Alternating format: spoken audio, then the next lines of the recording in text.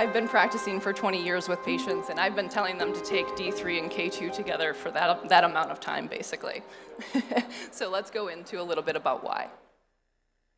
So you guys saw the picture earlier. This is a little more in depth, but basically we're putting D3 at the beginning of that stage where we're actually increasing the inactive osteocalcin and the matrix GLA protein by taking vitamin D.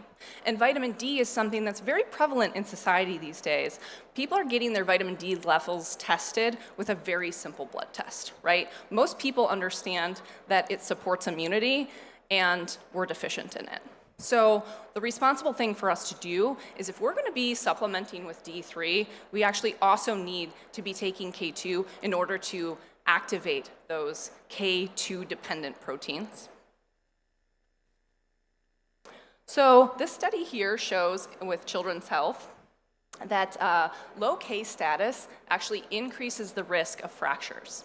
Okay, this study was done with children looking at their bone mineral density. They had thalassemia, osteopathy, and what we showed is that taking K2 and D3 showed a benefit in their bone building and a decreased risk of fractures. So, of course, as we like to do things with adults and children to show that we are going to be supporting all ages with this supplementation, we were looking at the benefits of D3 and K2 together. Of course, we were giving D3 without K2.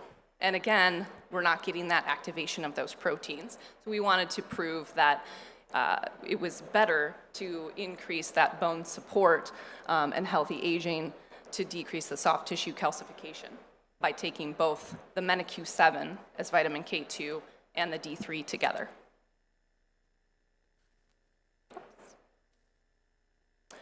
So, of course, we don't want to stop there. Anything that's heart healthy, we want to make sure that we look at as a synergy. So, obviously, omega-3s are something that people know are for cardiovascular support as well.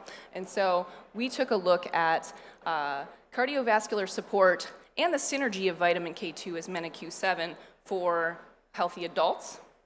And then we were looking at actually omega-3 being a cognitive support for children and growth of their nervous system as they're aging and developing and learning, as well as their bone development, because obviously those two go hand in hand.